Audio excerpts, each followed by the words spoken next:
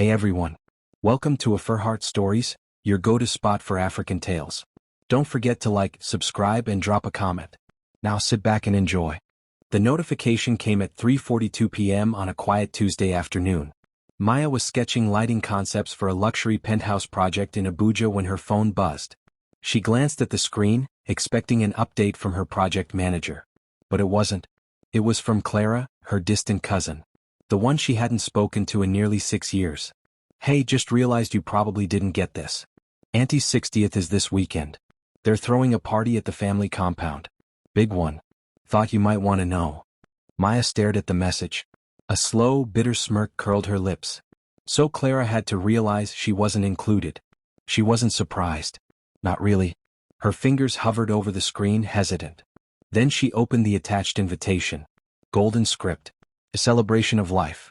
Mama Iridi at 60. Saturday. 4 p.m. Formal attire. Family compound, Lekki. Maya exhaled slowly. The last time she stood on that compound's porch, her life had been packed into a black garbage bag. Her shoes had holes in them, her dignity was hanging by a thread, and no one, not even her mother, had asked her to stay. She reached for her glass of water and took a slow sip. Then she pulled her phone closer, tapped reply, and typed. Thanks for sharing, Clara. I'll see if I can make it. She didn't know yet if she actually would. But something stirred in her chest. Curiosity maybe? Or something darker. Not vengeance, no. That wasn't her style. But she had changed. They hadn't seen her since she left at 19. They didn't know what she'd become. By evening, Maya sat on her apartment balcony, staring at the city lights. She was wrapped in a silk robe, her laptop glowing beside her as soft jazz filled the air. Her success was clean, hard-earned. Her business, Maison Maya, was now one of the fastest-growing interior design firms catering to elite clients. But none of that erased the old wounds. They lived under her skin like bruises that never faded. She called her personal assistant. Hi Zara. Can you clear my Saturday schedule? Sure. Anything urgent? I might need a driver. Something classy. Limo maybe. I'm going to my mother's 60th birthday. Zara hesitated. Should I, send flowers ahead or anything? Maya laughed quietly. No. Let's not spoil the surprise. 3 days later, Maya stood in front of her full-length mirror. She'd chosen a soft emerald green silk dress that whispered wealth rather than shouted it. Her makeup was minimal. Her short afro framed her high cheekbones. Gold hoop earrings, simple heels. Enough elegance to turn heads. Not enough to scream for attention. She slipped a small gift box into her purse. A custom wristwatch she'd commissioned weeks ago, not even knowing why. Inside the lid, for the years we lost. She left her penthouse quietly. The limo waited 2 streets away as instructed. The driver, a tall, polite man in uniform, tipped his hat. Are we still going with the delayed arrival plan, ma'am? He asked. Maya nodded. Yes. Wait 30 minutes after I go in. Then drive up like I'm royalty. He smiled. Understood. Maya adjusted her sunglasses, took a breath, and walked toward the compound on foot. The gate was crowded with balloons, a catering truck, and security checking invitations. Maya kept her face neutral as she stepped forward. Excuse me, she said. A plump woman in Ankara fabric, holding a clipboard, squinted at her. Your staff. Before Maya could reply, a familiar voice chimed in. It was Funmi, her younger sister. Maya? Well, you came? She didn't sound thrilled. Just surprised. I did, Maya said. Funmi looked her up and down, her eyes narrowing at the elegant dress. Then she turned to the clipboard woman. She can wait outside for now. The main area's packed. We're still arranging seating. Maya's face didn't flinch. That's fine. Funmi walked off without a second glance. Maya found herself near the perimeter canopy, just beyond the main lawn where white chairs were arranged in neat rows and flower garlands dangled from tent beams. She could hear laughter. Familiar voices. Unfamiliar tones. A teenage cousin walked past with a tray of drinks and did a double take. Are you one of the servers? Maya shook her head softly. Not today. The girl shrugged and kept moving. Maya sat on a low bench beneath the canopy. Children ran past, chasing balloons. Every now and then, someone glanced her way with curiosity, then lost interest. From this angle, she could see her mother near the stage, resplendent in royal purple lace, surrounded by people, waving like a queen. Maya folded her hands in her lap and smiled. They still didn't recognize her. Perfect. She'd waited for this moment for 14 years. Not revenge. Just acknowledgement. Just the truth, delivered with the silence of success. And soon, it would arrive in a black limo, gliding to the front like destiny itself. She tilted her head back, closed her eyes, and let the sun kiss her cheeks. She wasn't there for their approval. She was there to remind herself she survived. She rebuilt. She didn't need to belong to a family that never wanted her. But they were about to know exactly who they lost. 14 years earlier. Rain slammed against the rusted roof as Maya stood in the cramped kitchen, gripping a torn envelope in her hand.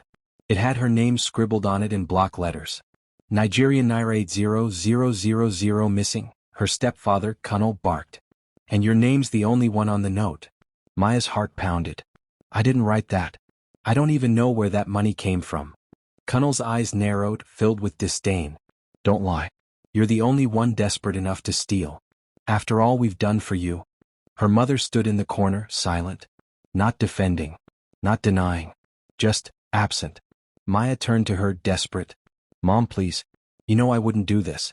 I wouldn't steal from you. Iridi's gaze didn't meet hers. Kunal says you did. That was it.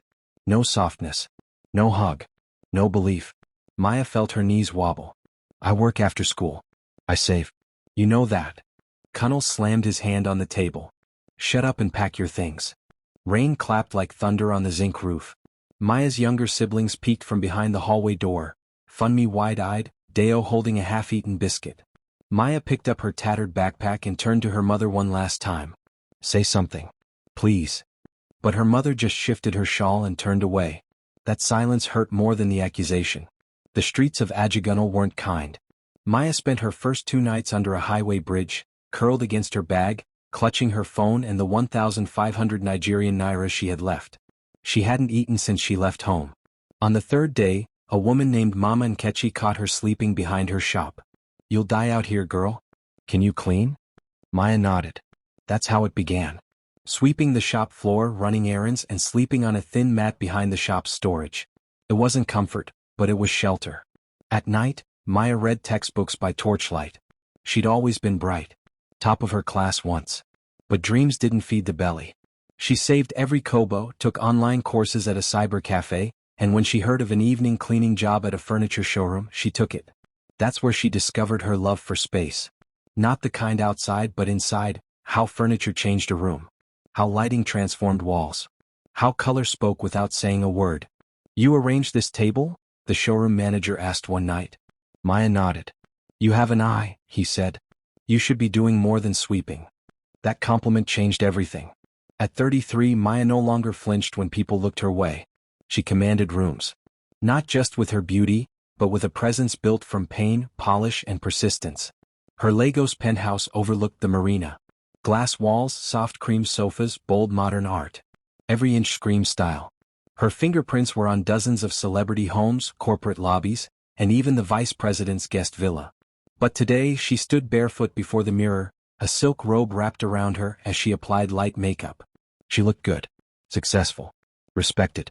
But beneath the glow, there was a child still asking, why didn't she fight for me? Her therapist once told her, forgiveness is for you, not them. Maya had forgiven. Mostly. But forgetting? That was impossible. She opened her safe drawer and pulled out a velvet box, the gift for her mother. A timepiece from Switzerland, custom engraved. For the years we lost. A note slipped inside read. You may not recognize me. But I'm still the girl you left behind. Maya. She didn't know if she would hand it over. But she was going. Not to reconnect. Not to cry. She just needed to see. And to be seen. The street outside her family's compound hadn't changed much. Same rusted gate. Same tall palm tree swaying in the middle. But now there were balloons tied to the pillars and a banner fluttering, Mama Iridi at 60. The air smelled like grilled meat and puff-puff. Maya stepped out of the town car quietly. She didn't use her limousine yet. It was parked around the corner, waiting for her call. She wore a flowy dress in muted tones, her afro neatly pinned. No loud colors. No bold jewelry. She didn't want to be recognized, yet. As she approached the gate, 2 women rushed past with cooler boxes. Make way, one snapped. Maya stepped aside. She took a breath and peered through the gate. Decorated chairs. Fancy canopies. Loudspeakers playing high-life music. Dozens of faces. Laughter. Energy. None of it for her. She tried to walk in casually. "Excuse me?" A short man with a list blocked her.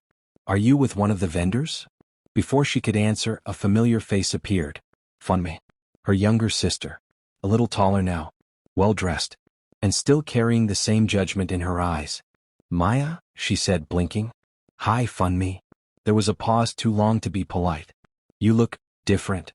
"I grew up," Maya said simply. Funmi gestured vaguely. "You're early. Seating's not ready. Maybe wait outside under that canopy." Maya nodded even though the insult stung. She turned without a word and walked to the corner. She wasn't there to fight. She was there to watch, observe, and, eventually, to remind them. The sun bore down through the canopy as Maya sat quietly, her legs crossed at the ankle, her back perfectly straight. She watched the party unfold like a silent guest in someone else's dream. No one paid her any mind. A teenage cousin strolled by carrying trays of small chops. "Auntie, you want puff puff?" she asked, not recognizing her. Maya smiled. "No, thank you." The girl moved on, chewing as she walked. From her vantage point, Maya saw the bustle of her family. Aunties in flamboyant gellies, uncles holding bottles of stout. Music blasted from rented speakers. Laughter. Toast. It looked warm, festive. Yet here she was, feet from the family she'd once cried herself to sleep over, and she might as well have been invisible. She didn't expect hugs. But she didn't expect to feel like a stranger either. A group of relatives near the drinks table caught her attention. "That girl over there," one said, motioning toward Maya. "She's not staff, is she? She's just sitting." "I think she came with the decorators," someone replied. Maya chuckled under her breath. All her life they'd tried to shrink her. Today was no different. But they'd all remember her soon. "Maya?" She looked up. It was her cousin Talani, once her childhood best friend. Talani looked at her with polite confusion. "Wow, you look familiar. Are you with the caterers?" Maya tilted her head. "No, I just arrived early." Talani smiled tightly. "Oh, okay. I thought maybe you were assisting. You know how things are these days, help wears makeup now." Maya gave a soft laugh. "Right." Talani stood awkwardly for a moment, then turned to leave. "Well, happy birthday to Mama. She'll be happy everyone showed up." Everyone. Including the daughter no one acknowledged. As Talani walked away, Maya's phone buzzed. "Driver, ma'am, I'm parked. Just waiting on your cue." She stared at the screen. "Not yet." So, she glanced at the stage. They were about to begin speeches. Her mother sat in a throne-like chair, fanning herself dramatically, smiling like royalty. Maya took out a bottle of water and sipped slowly. A woman near her side glanced over. "Please, can you help me call someone from the drinks corner?" Maya raised her brow slightly. "Me? You're sitting here like you're working ABI?" Maya nodded slowly. "Sure. I'll go." She stood and walked toward the drinks table, quiet, dignified. They thought she was early help. Let them think. Until it was time to remember. The moment came unexpectedly. Maya had just returned from the drinks table, holding a tray, not for service, but to carry her handbag discreetly. And then her mother walked by. Mama Iridi. Her gelly sparkled with rhinestones. Her gold-laced dress shimmered under the sun. Her laugh rang out, rich and proud. She turned toward Maya, then looked past her. Literally. Her eyes didn't even pause. It was as if Maya didn't exist. Maya stood still, every breath suddenly heavier. Her mother turned to greet another guest. A quick hug. A compliment about the woman's wrapper. Loud laughs followed. Maya's fingers tightened on the tray. So that was it. No flicker of recognition. No hesitation. Not even curiosity. For years, Maya had replayed scenarios in her mind, some ending in an apology, some in tears. But not this. Not total emptiness. She took a step back and sat again under the canopy. A child ran past her. Someone shouted at a server. Her mother continued posing for pictures. Center of attention, queen of the day. Maya sat in silence. But a storm was forming behind her eyes. It wasn't anger. It was resolve. The bench was old, worn at the edges, shaded by a mango tree behind the compound. Maya remembered sitting there as a teenager with a dog-eared book in her lap, dreaming of going far, anywhere but here. Now she sat again, but this time in silence. No book. No dreams. Just reality. She listened as someone gave a speech up front. And Mama Iridi raised 5 strong children. Maya rolled her eyes. "For, you mean?" She glanced at her phone. One unread message from her assistant in Dubai. She ignored it. Then a familiar figure sat beside her. "Still hiding in corners like you used to," came the voice. Maya turned slowly. Her brother, Deo. He was taller now. Built. Dressed in a kaftan that probably cost more than it looked. But his smirk hadn't changed. "You're still here," he said. "And you're still loud," Maya replied evenly. He chuckled. "What are you doing at the bench? You could have said hi like a normal person." She raised her brow. "I tried. But I was mistaken for help." He shrugged. "You weren't exactly expected." Maya laughed bitterly. "That's the family motto, isn't it?" He stood. "Just don't cause drama." "I wouldn't dream of it." But oh, she would cause something far louder than drama. She would cause remembrance. Maya rose from the bench, brushing off her dress like she was preparing for a runway. She walked past the fountain, past the oblivious relatives, past the plates of jollof rice and dodo. Her heels clicked purposefully against the tiles as she stepped into a quiet corner. She pulled out her phone and dialed. The driver answered immediately. "Yes, ma'am?" "Bring the limo to the front gate," she said. 5 minutes. "Yes, ma." Maya tucked the phone back into her clutch. She paused. Then pulled out a compact mirror. Checked her lipstick. Straightened her earrings. Took one last long breath. It was time. She stepped toward the edge of the main event, walking slowly. She could hear music swell in the background. A distant cousin was dancing with a plate in hand. Phones were out. People were filming. She stood still just behind the crowd, waiting. Then it happened. A hush. A deep, rolling hush. Heads turned toward the entrance. The gate swung open. A sleek black limousine glided forward, engine purring, sunlight reflecting off its polished exterior like royalty arriving unannounced. Guests stared. Phones lowered. Whispers followed. "Who is that? Is it a senator?" "No. I don't know." The driver stepped out in a crisp black suit, opened the back door, and Maya stepped out 1 foot first, slow and deliberate. Her emerald dress shimmered. Her skin glowed. And finally the eyes that ignored her saw her. Even her mother. Especially her mother. Gasps fluttered across the crowd like a gust of wind through dry leaves. The driver stood poised, the back door wide open. And out stepped Maya, slow, intentional, statuesque. Her emerald dress caught the sunlight.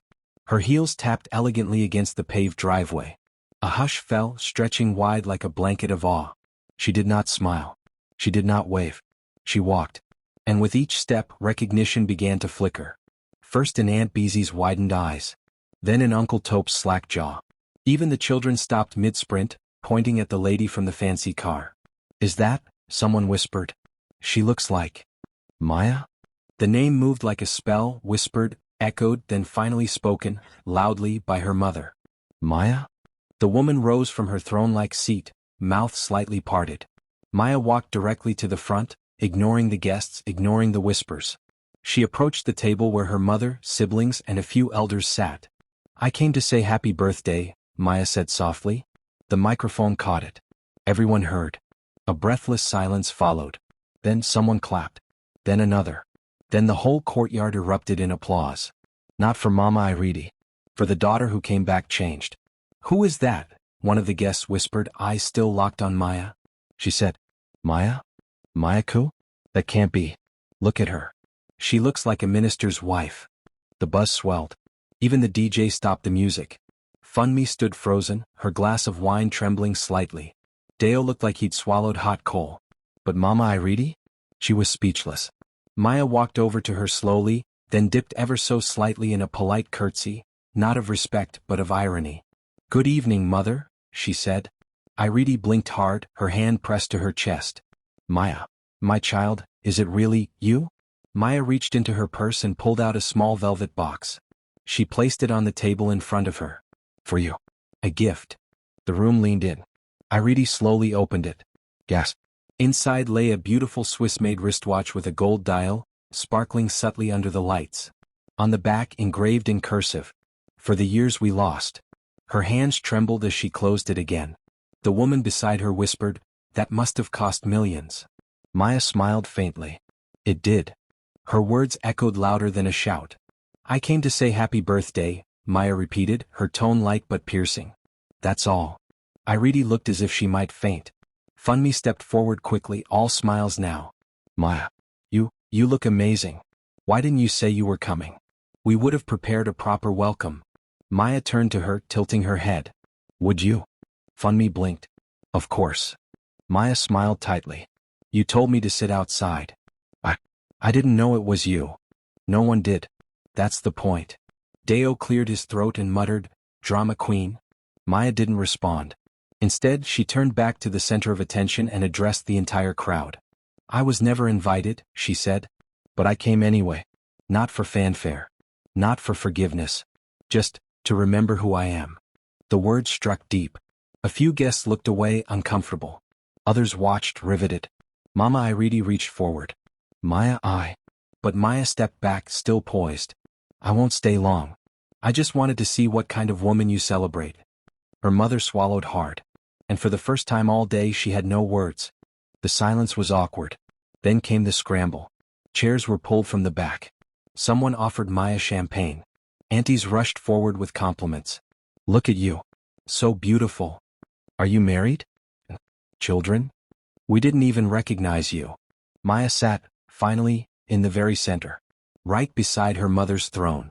But her body language said everything. Shoulders back, chin lifted, smile polite, but distant.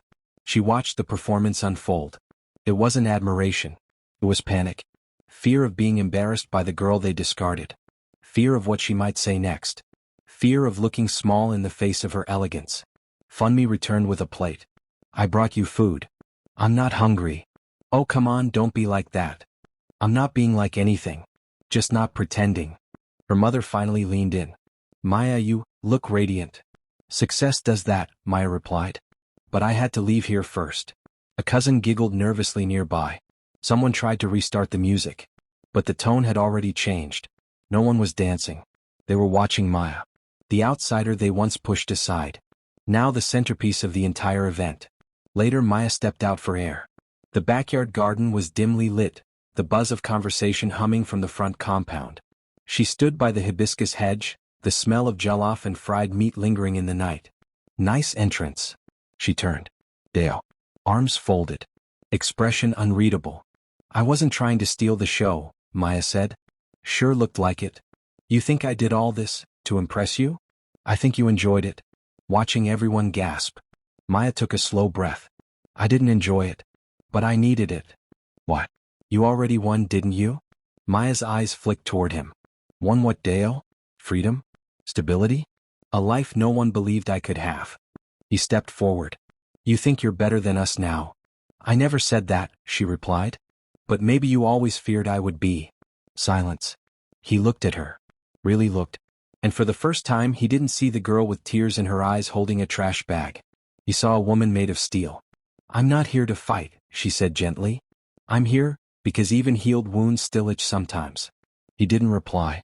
She turned back toward the party lights. Let them talk, she said. But this time they'll speak my name with respect. Maya was almost back at the canopy bench when she heard a quiet voice. Maya? She turned slowly, unsure if it was another cousin trying to patch things up. But her face softened instantly.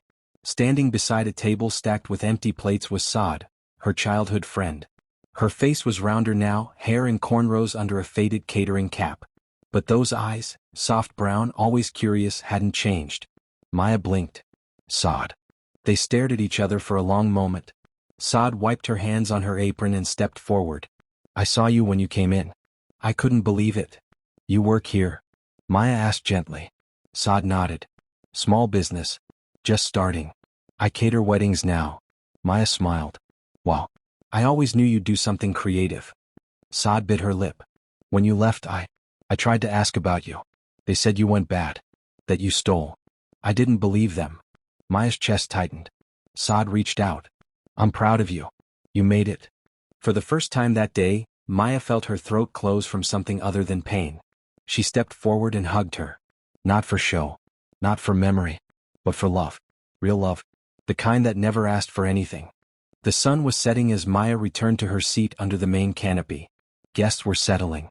The MC tapped the microphone, calling for final tributes. Mama Iridi stood slowly, adjusting her wrapper. Her movements were slower now. Heavier. She approached the stage, the microphone waiting. Mama Iridi will now give her birthday speech, the MC announced. Applause. The woman who had floated all day now gripped the edge of the podium like she needed it to stay upright. She cleared her throat. Good evening, everyone. I thank you all for being here. For celebrating me. Polite claps. I have been blessed, she continued. I raised children. I survived many storms. And today I thought I had everything I wanted. Her eyes swept the crowd, then landed on Maya. But sometimes, life reminds you of what you lost. The crowd quieted. Maya blinked. Mama Iridi's voice cracked. There is someone here, someone I didn't expect. Someone I once turned away when she needed me most. Whispers. Murmurs. She swallowed. I wasn't the mother she needed. I was weak. I believed lies. I stayed silent. Now all eyes turned to Maya. Even the cameras were facing her. Mama Iridi continued, trembling. But today, I stand proud because she's here. She came. Despite everything. My daughter Maya. Gasped. The silence that followed felt like thunder. I owe you an apology, Mama Iridi said, gripping the microphone with both hands. The wind tugged at her headscarf as she looked down at the crowd, then squarely at her daughter. I didn't protect you. I didn't believe you. I let a man's voice drown yours. The crowd was frozen. I remember that night, she said, her voice cracking. The money. The accusations. I remember your eyes, how they begged me to speak. And I stayed quiet. Maya's hands were folded in her lap, tight. Her face unreadable. Her mother continued. You walked out in the rain with nothing. And I let you go. Tears glisten now. I don't know if you can ever forgive me. I don't know if I deserve it. But I want you to know. I see you now. I see the woman you've become. And I am sorry. For every year you spent alone. No one clapped. Not yet. They were too stunned. Maya rose from her seat slowly. She walked to the front, stood just beside the stage. Her eyes locked on her mother. Then she spoke without a mic. I forgive you. Pause. But I'll keep my distance. And with that she stepped back, poised, proud, peaceful. And this time the applause came in waves.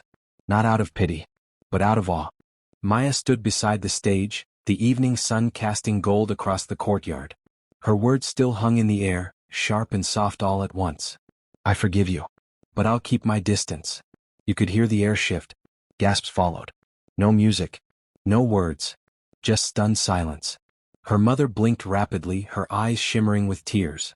She looked ready to reach out, arms twitching at her sides, but Maya's posture held the room like gravity. Not with anger. Not with vengeance. But with clarity. I needed to hear that, Maya said, her voice calm even without a mic, but I didn't come back for you to make peace with your guilt. I came to reclaim my peace. The audience wasn't sure whether to cry or applaud. I've carried your silence in my chest for 14 years. I've worked through it, bled through it, built myself over it. But today I'm laying it down. Right here. In front of all of you. A ripple moved through the guests, some shifting uncomfortably, others wide-eyed, many nodding. This isn't bitterness, Maya said. This is healing. And healing doesn't always mean going back to what broke you. Mama Iridi swallowed hard. She opened her mouth, but the words never came. Her voice had deserted her. Maya turned slightly and addressed the guests now. To every young person here who was ever told they were too much, too loud, too different, don't shrink to fit inside someone else's comfort. Someone whispered, she's preaching? To the aunties who called me spoiled. The uncles who said I'd be nothing. The cousins who passed judgment before asking questions, thank you. You all gave me the motivation I needed. She glanced around, her eyes steady. And to my mother. Mama Iridi's head slowly bowed. I believe you meant well. Maybe fear made you quiet. Maybe pain blinded you. But silence is loud, Mama. And I heard it every day. A few sniffles echoed across the audience. Even the caterers paused. Maya took one final breath. I don't hate you. I just don't need what you offer now. The version of me who begged for your voice, she's gone. She nodded gently, like placing a full stop at the end of a long, long sentence. Then she walked back to her seat. But something had shifted in the room. Not just energy, power. Maya was no longer the girl they threw away. She was the mirror they all saw themselves in now. After a minute, the MC nervously returned to the mic. Let's give another round of applause for Mama Iridi and her daughter. It was forced. Unnecessary. Because the guests had already risen on their feet, this time not clapping for the birthday woman, but for the one who stole the entire night with truth. Back at her table, Funmi leaned in. You didn't have to go that hard, she whispered, her smile tight. Maya looked at her. You didn't have to tell me to wait outside either. That was before I knew who you were, Funmi replied. And that's the problem, Maya said. You needed the limo to see me. Deo hovered near the edge of the table. So that's it? You come in, drop speeches, and just vanish again. Maya's gaze didn't flinch. I'm not vanishing. I'm choosing peace. Which, in this family, is the same thing. He shook his head. You think you're the only one who's suffered? I think you've had 14 years to say that, she said softly. And you're just now finding the courage, because a crowd is watching. His mouth opened but nothing came out. Maya turned back to her drink, took a slow sip, and watched the lights flicker against the dusk. Minutes later, Mama Iridi approached her slowly. The old confidence was gone. Her steps were hesitant, hands wringing as she stopped beside Maya's table. Can I sit? She asked. Maya gestured calmly. Go ahead. They sat in silence for a moment. Then her mother whispered, You were always brave. No, Maya replied. I was always broken. But I learned how to walk with the cracks. I should have protected you. You still could have spoken up today without an audience. Her mother nodded. You're right. But I needed them to hear it too. So no one else tells your story wrong again. That made Maya pause. She didn't forgive her mother with open arms. She didn't cry or collapse into an embrace. She simply nodded. That was enough. From the corner of the garden, Saad appeared again, this time holding a white envelope. Sorry to interrupt, she said gently. Maya smiled. Never a bother. Saad handed it to her. I designed a small menu card for my catering brand. I wrote my number inside. I didn't know if, maybe, someday? Maya flipped it open. Her eyes widened. Saada's food photography was elegant. Neatly presented. Clear branding. Careful handwriting. This is beautiful, Maya said. Come by my office next week. Let's talk partnerships. Saada's face lit up, blinking fast. You mean that? I don't say things I don't mean anymore. Saad hugged her hard. And Maya, for once, didn't flinch from it. She embraced the moment. As the music resumed faintly in the background, and the sun dipped fully below the trees, Maya checked her phone. A message blinked on screen. Client in Paris confirming virtual walkthrough. 8 a.m. tomorrow. She smiled. The life she built was still calling. And this chapter? It was nearly closed. All that was left was the exit. The night had fallen like velvet, soft, deep, and quiet. Lanterns glowed across the courtyard, casting long shadows on the worn tiles. Guests were dancing now, laughter once again filling the air, but it was different. No longer carefree. No longer shallow. Everyone had seen something real today. And even in celebration they were still processing it. At the far edge of the compound, Maya stood near the hibiscus hedge, her hands folded in front of her, watching the flickering lights in silence.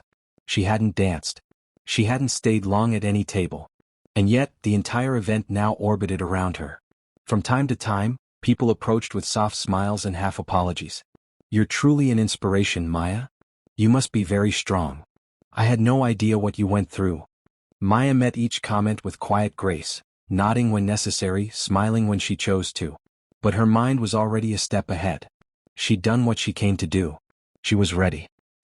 Her phone buzzed. Driver, gate is clear now, ma'am. Ready when you are. She typed back, pull forward. Maya took one last glance around the courtyard, the canopy, the buffet tables, the stage. Her mother sat near the musicians, smiling faintly, not the same queen of the morning. More subdued now. Humbled. Saad was helping her staff pack up food trays, glancing occasionally at Maya, offering quiet solidarity from afar.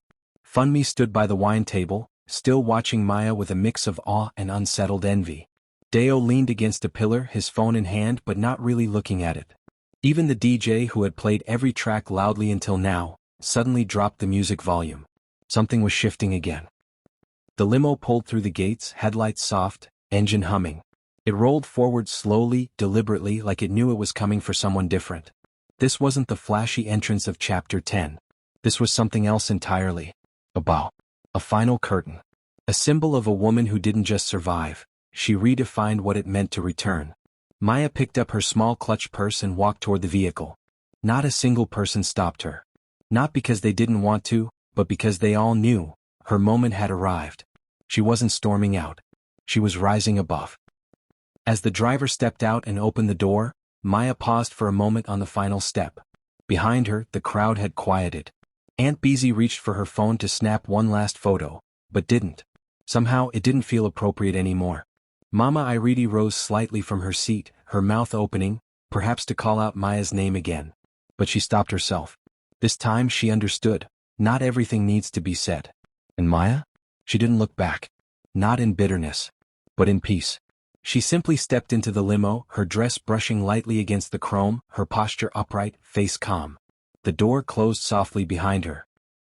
Inside, the car was cool, quiet, and scented with jasmine. She let out a slow breath she hadn't realized she'd been holding. Not tears. Not anger. Just release. The driver glanced at her through the rearview mirror. Back to your apartment, Ma? Maya smiled slightly. No. Take me to Eco Hotel. I need to rest before my 8 a.m. call with Paris. He nodded respectfully. Yes, Ma. As the limo pulled away, the headlights cutting through the road ahead, Maya reached into her clutch and pulled out her engraved notepad. She opened to a blank page and wrote in neat cursive. Returned to where they left me. Found nothing there but proof I never needed them. Still, I said thank you, because their rejection made room for my reinvention. She tore the page clean, folded it carefully, and tucked it into her wallet. A reminder. Not of pain, but of power. Her phone buzzed again, this time a video. Zara, her assistant, had already found clips circulating online. Her entrance. Her speech. Her mother's apology. Maya shook her head softly and muted the sound. She didn't need the internet to validate her anymore. This wasn't for virality. This was for closure. And she had it now. The city lights passed by in blurs, Lekki, Victoria Island, the bridge glowing behind her like a crown of resilience. She leaned her head back, eyes drifting shut for just a moment. And in that quiet, a memory surfaced. She was 16, crying into a pillow after Kunal yelled at her, and her mother never came into the room. That girl was gone now. Replaced by this woman riding through Lagos in peace, in power, in absolute command of her story. The car turned into Eco Hotel's entrance. Security waved them through quickly, recognizing the vehicle. The driver came around, opened the door, and Maya stepped out. Inside, a concierge greeted her with a bow. Good evening, Ms. Adeola. Your suite is ready. Maya nodded. Thank you. And please, tell the kitchen to hold the champagne. I'll order room service instead. As she stepped into the lobby, heels clicking against the marble, a couple turned to admire her dress. The woman whispered, "Who is that?" The man replied, "I don't know. But you can tell she's someone." Maya smiled softly to herself. Exactly. As she entered the elevator and the doors slid shut, she looked at her reflection in the mirrored walls. The face staring back? Not the girl who was seated outside at the beginning of the day, but the woman who walked in on her terms, and walked out on her own. No screams. No revenge. No drama. Just dignity. Liked it? Thumbs up, subscribe, and join the AfriHeart fam. Your support fuels our stories. Until next time.